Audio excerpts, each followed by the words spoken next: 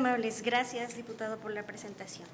Pues muy buenas tardes a todos. Agradezco a esta soberanía la apertura que tuvo para el diálogo y la escucha de voces que, como la mía, somos gustosos y apasionados partícipes del fenómeno político electoral.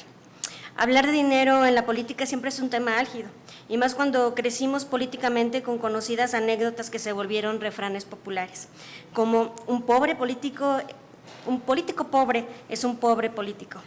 O esta expresión, que no es otra cosa que la certeza de que únicamente con el poder del dinero puede consolidarse una carrera en la política. Herencia de la forma en la que aprendimos a hacer política en México, más tangiblemente en el periodo posrevolucionario. Seguida por el clásico "la moral es un árbol que da moras", que expresa la flexibilidad o la franca ausencia de ética y respeto a la ley. Tal vez es nuestra traducción mexicana de la fórmula de Maquiavelo: el fin justifica los medios. No sé si la reforma propuesta termine con las prácticas aparejadas a estos dichos populares, pero celebro el intento que hacen como representantes de la ciudadanía de abatir una exigencia social que se ha vuelto inaplazable. El dinero que reciben los partidos políticos es desproporcionado en un país con tanta desigualdad y pobreza. Recurso que bien podría ser utilizado para atender necesidades más imperiosas y hasta erradicarlas, pero que indudablemente deben adecuarse a una realidad pospandemia que presenta retos económicos individuales y colectivos muy desafiantes, frente a los cuales ya no es posible mantener ese privilegio. No podría entonces estar más de acuerdo con la propuesta que convoca este foro y que aspira a transformar radicalmente la columna vertebral del sistema de partidos. Opinión desde luego personal, pero que no compromete los principios que debo observar en mi carácter de titular de una institución creada justamente para combatir una de las expresiones de estos males y sobre las cuales les doy mis razones. La propuesta del Ejecutivo, al mantener un sistema mixto de financiamiento de los partidos políticos, respeta su naturaleza jurídico-constitucional como entidades de interés público. La preeminencia del financiamiento público confirma que el Estado asegura condiciones mínimas para el adecuado cumplimiento de sus fines, y con el fortalecimiento del financiamiento privado se aseguran las condiciones indispensables para que desarrollen sus actividades permanentes. Estar reunidos aquí da cuenta de que ninguna reforma es definitiva. El gradualismo electoral mexicano que ha caracterizado la evolución del financiamiento público, como ya lo refirió la diputada presidenta, inició con exenciones fiscales, franquicias postales y telegráficas, continuó con dar acceso a la radio y la televisión en tiempos oficiales, prerrogativas todas que se traducen hasta hoy en entrega de dinero con cargo al Estado. Vaya, en 1990 el financiamiento público cubría hasta las aportaciones que los legisladores debían hacer para el sostenimiento de sus propios partidos. Y aunque a partir de aquella década el financiamiento privado estuvo permitido y regulado, prácticamente era inexistente. Pero no podemos negar nuestra historia y el origen del financiamiento público, garantizar condiciones de competitividad inexistentes durante las décadas de los años 70, 80 y 90. En los casi 80 años de partido hegemónico, la competitividad era no solo imposible, sino inimaginable. Ningún partido político o candidato de oposición pudo en aquel momento contra el aparato gubernamental y su fuerza económica. Nadie podía ganarle, era una máxima. Algunos dirán con nostalgia: ¿qué tiempos aquellos? Pero hoy la realidad social y la voluntad política permiten ajustar el financiamiento público, garantizando con ello condiciones reales en la competencia y en la competitividad. De ahí que esta propuesta no solo es oportuna, sino necesaria, porque vuelve al origen. Por décadas, los partidos de oposición sobrevivieron a la persecución política y vivieron de aportaciones de militantes comprometidos con su ideología y su mística partidaria. Eliminar el financiamiento público para actividades ordinarias, a fin de que sean cubiertas con aportaciones de militantes y simpatizantes, permitirá a los partidos políticos fortalecer su democracia interna y el vínculo militancia-dirigencia. Generar auténticas escuelas de cuadros, facilitar la posibilidad de acceso a cargos públicos y partidarios, abolir cúpulas anquilosadas, propiciar una participación auténtica de la militancia en la toma de las decisiones, privilegiar la transparencia y la rendición de cuentas, optimizar los gastos de partido, obligar a una administración ordenada y eficiente, desincentivar al partido como un negocio personal o de grupo. Todo ello porque el militante será su principal fuente de financiamiento. Mantener las restricciones y prohibiciones de aportaciones de simpatizantes garantiza que se deje de ver a los partidos como una inversión de retribución futura una vez convertido en gobierno. Así pues, el financiamiento público para gastos de campañas deberá fortalecer el mecanismo de fiscalización, particularmente en lo que hace al flujo de dinero en efectivo. De otro modo, su debilidad será también la de nuestra democracia. Obligar a la utilización del sistema financiero, lo cual debería ser una consecuencia como sujetos políticamente expuestos. Esto excluye, desde luego, la bancarización de toda, desde luego, la bancarización de toda la economía electoral, ingresos y egresos, a efecto de impedir o limitar el circulante de efectivo.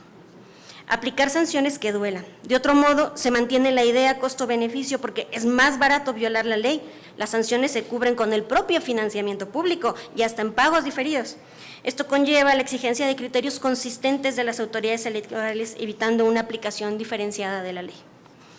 Analizar un ajuste al alza a los topes de campaña, reducir tiempos de campaña, probablemente, repensar la propaganda utilitaria, entre muchos otros aspectos que las leyes podrán considerar en lo particular.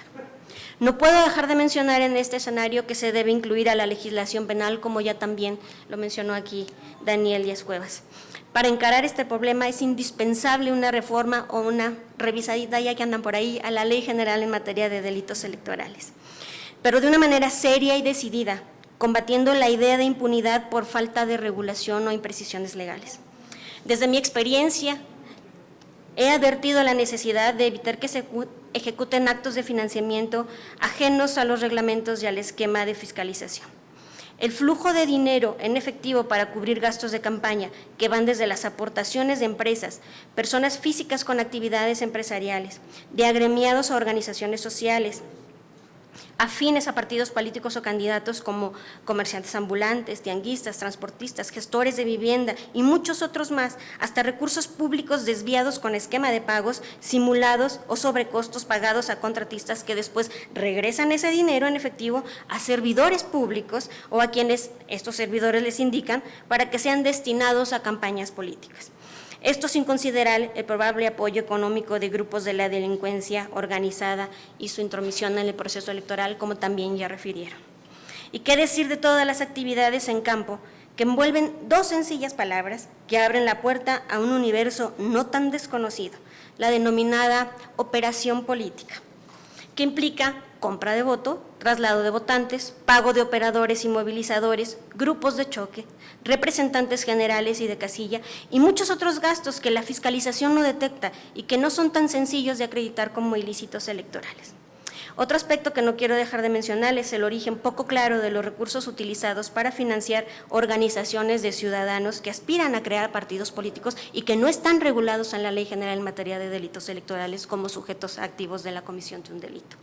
Solo por mencionar algunas conductas que tienen una fuerte apariencia de delito, pero que quedan en eso, en apariencia, por la falta de una regulación congruente con el fenómeno y los bienes jurídicos que pretende proteger. Hay muchos ejemplos de los esfuerzos de las fiscalías electorales en esta materia, pero juegan en contra múltiples factores que van desde la falta de su homologación en el diseño orgánico, una ausencia presupuestal, regresiones o impedimentos a su autonomía, como lo fue a nivel federal el método de designación del fiscal electoral nacional. Y la ausencia, por supuesto, que ya también mencionó Daniel, de jueces penales especializados. Yo les puedo comentar que en mi experiencia personal, las primeras audiencias iniciales por las primeras judicializaciones de un delito electoral en la Ciudad de México, los jueces me preguntaron si eran competentes. De ahí, pues lo que gusten imaginarse. Tópicos que dejo en esta mesa para su consideración. Por ahora, basta señalar que los tipos penales como consecuencia de esta reforma deben incluir palabras como preparación de la elección, proceso electoral o campaña electoral.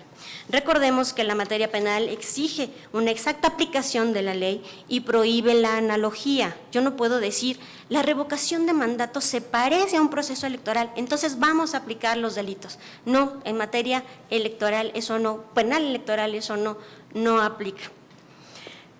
De otro modo, estas conductas no podrán configurarse como delito y algunas asociadas o cometidas en esta circunstancia de tiempo, es decir, en la campaña electoral, hacen imposibles las responsabilidades penales, como ya bien lo había advertido en su momento el doctor Jaime Cárdenas Gracia en su libro Lecciones de los asuntos de Pemex y amigos de Fox, al narrar su galimatías por las interpretaciones ministeriales que determinaron el no ejercicio de la acción penal de ambos asuntos. Arriesguémonos. Si no funciona, siempre habrá un proceso electoral que nos permita echar marcha atrás y tomar nuevos impulsos bajo nuevas coyunturas. Muchas gracias. Muchísimas gracias a usted, maestra Alma Elena Saray.